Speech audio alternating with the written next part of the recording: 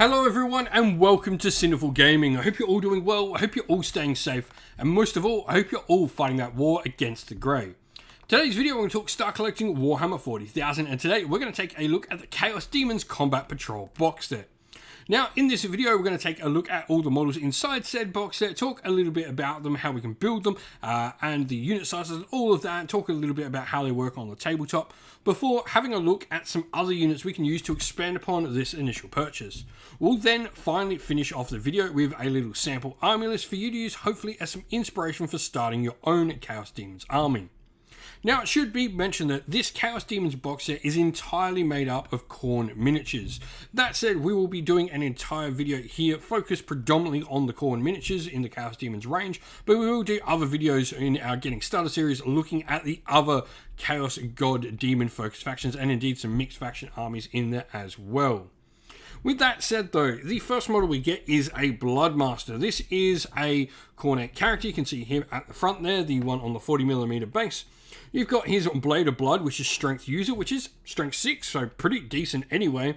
AP -3 and Damage 3. Really good at taking out Marines and even things like Gravis Armor Marines and Terminators.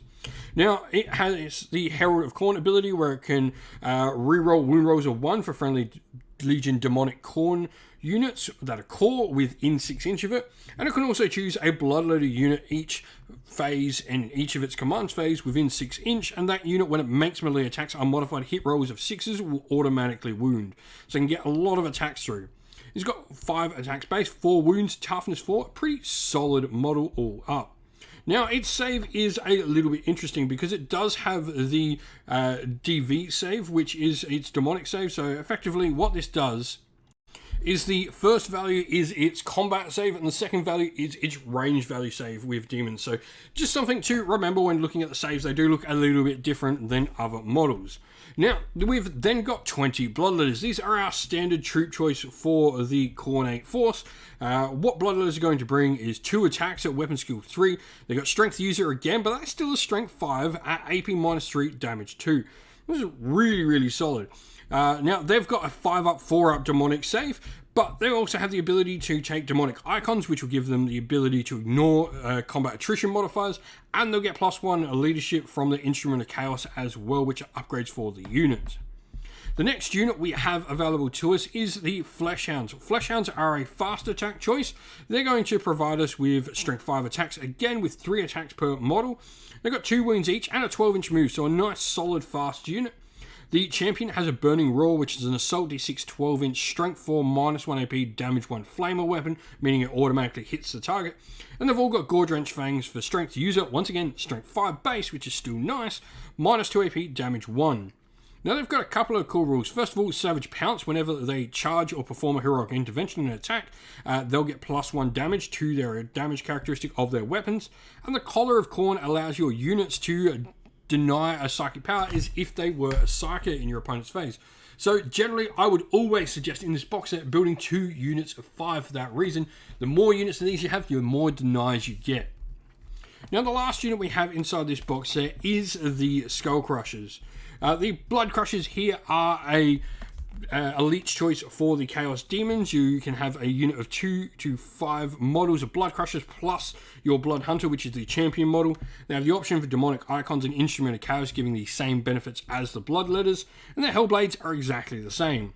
The big difference here is the Bladed Horns, where the Malefic 4 weapon will allow them to get some extra attacks in when they're fighting.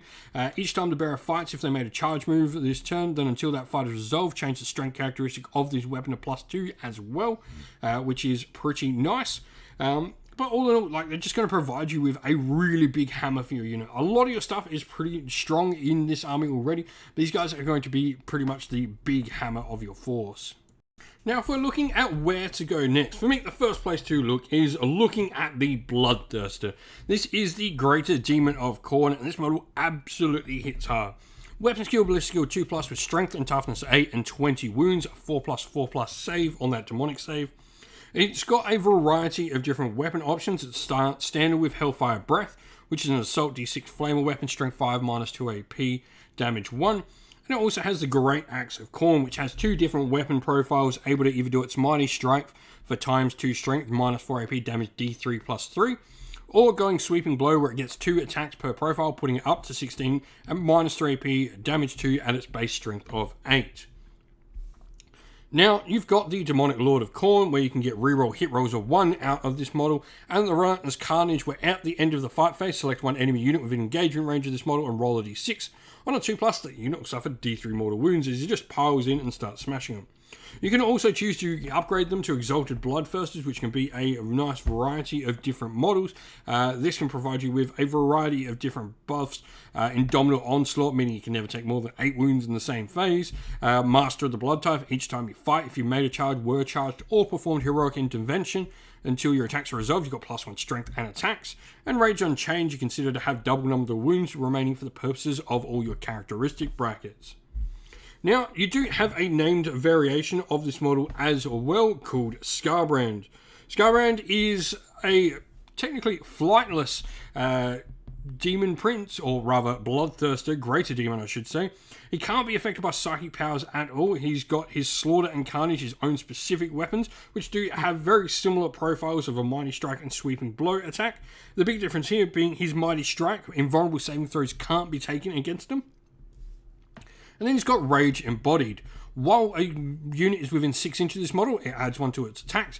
Each time a morale test is taken, it's automatically passed, and each time a unit is selected to fall back, roll 3d6. If the total is greater than the unit's leadership, that unit can't fall back, as he puts this rage aura around him. Now, another special character we have is Skulltaker. Skulltaker is sort of a Khorne Bloodletter style character, and a fun one to play around with. Now, he has his Slayer Sword, where you can't take invulnerable saves against this weapon either, with AP -3, damage 3, and strength 6. And he's got the Skulls for Khorne rule as well. Each time a model in the unit with this makes a melee attack against an enemy character, you can reroll hit rolls and reroll wound rolls. And each time an enemy character is destroyed by an attack made by this model, increase the range of these Herald of Khorne and Lord of Decapitation abilities by 3 inches to a maximum of 12. Those set abilities, first of all, Herald of Khorne allow you to reroll wound rolls of 1 for a friendly Demonic Khorne unit that is within 6 inch. And Lord of Decapitations, you can pick a Bloodletter's core unit and you get to add 1 to their hit rolls. The last unit I want to talk about is something maybe a little bit not as Khorne, and that is the Skull Cannon. This is going to provide you with some actual shooting to your force, which is something you definitely don't get a lot of when you're Khorne. The Skull Cannon itself, 48 inch range, heavy D3 +3, strength 8, -2 AP, damage 2, blast. And each time an attack is made, you can't take cover against this model either. So it's a pretty nice little shooting attack to add to your force. And so here we have our sample army list for the Chaos Demons. Now, we've gone for playing in a patrol detachment. We could have gone with the Arcs of Omen detachment, but the thing we have to take 3 of the units, I was finding you were just having to pay too many points in either Flesh Hounds that you weren't wanting, another unit of Bloodletters. I think this is just the better way to start off with. You can definitely move into an Arcs of Omen detachment later and not spend the extra 2 CP. But we're going to start. We added in a Bloodthirster to the army, and what we've gone for is giving him Brazen Hide. This is the relic that we're going to take with the model, and what this does is effectively gives him a 5-up Feel No Pain. We then have the Blood Drinker Talisman, where he can heal up to 6 wounds a turn when he kills models, which is pretty fun. And then we've just gone the standard loadout of Great Axe of Khorne and Hellfire Breath. We've got Indomitable Onslaught on him as well. This means he can no longer take more than 8 wounds in a single phase, which is just another solid defensive benefit, keeping this guy alive and in the fight all the longer. Now, the next option is interesting, and you certainly don't have to go for it. We've put Skulltaker in because we had the 20 points spare. If you don't want to grab Skulltaker straight away, or he's certainly not a model for you, you can definitely just use your Bloodmaster up until then. And you'll just have 20 points spare in your list. There's nothing else you can grab for it with this loader, but it is something to consider, maybe upgrading to Skulltaker. You can even try it out, proxying the model for a couple of games and see if you like Skulltaker. Troops-wise, 2 units of 10 Bloodletters, all the upgrades there. We then have our Blood Crushers in Elites, and then, like I said, the best way to run those Flesh Hounds is in as many units as possible. So we have 2 units of 5 Flesh Hounds, giving us a couple of extra denies in the force, 52 power level, 1,000 points, and 4 CP. If you have some ideas and some thoughts on how you want to run this box set, what you would add to it, let us know down in the comments below. And so that's the end of the video. Thank you all for watching. If you enjoyed it, please don't forget to leave a like and subscribe. And if you did enjoy the video and you want to say something, leave us a comment down below and let us know what you thought. if you'd like to come chat one with me and other members of our great little community here at Cinderful Gaming, we have a Discord server linked down in the video's description. Also down there in the video's description are the best ways to help support the channel if you'd like to do so. You can either grab yourself some merch via our Teespring or Ko-fi stores, which are linked down there, or our Patreon and YouTube members where you can help support the channel, get yourself a shout out, and indeed if you're a YouTube member as well, get yourself some cool emotes to use in our live discussions or indeed on your comments on YouTube. As a special thank you to all our Patreon and YouTube members, we'd like to give you all a shout out. So thank you to our Patreons, Christian Weir, Soren, Kenny Lowe, Outer Shot First, Andrew Bowen, The Rising 8, Q Dynamic, Anthony B, JJ Austrian, Average Wargamer, Domir, Mark Harvey, James Cater, Benjamin Swallows, Red Martin, Iron Grinch, Nicholas Conomos, Colorblind Magic, and Daniel Etherington, and to our YouTube members, Green Roots Gaming, Ronya, Lock Lorick, The Johnny84, David Ellsworth, Wolfric Nick, Broken Chef, Ariane Edwards, Revenar, Pink Nico Fire, Robin Mankiller, Monty's Tabletop Terrain, John Castle, Davis Weir, James South, James Tillman, and Dylan Areno. And lastly, a special thanks to Lady Witchfox Art, who does all the amazing artwork you see here for the channel, and to everyone who helps run our Discord server, all our mods, you're fantastic, and everyone who makes it a great place in there as well, and indeed to everyone who helps come and do the battle reports, and to all our sponsors on the channel as well. Thank you all once again for watching, everyone. Stay safe, stay well, and most of all, keep fighting that war against the Grey. Ciao for now.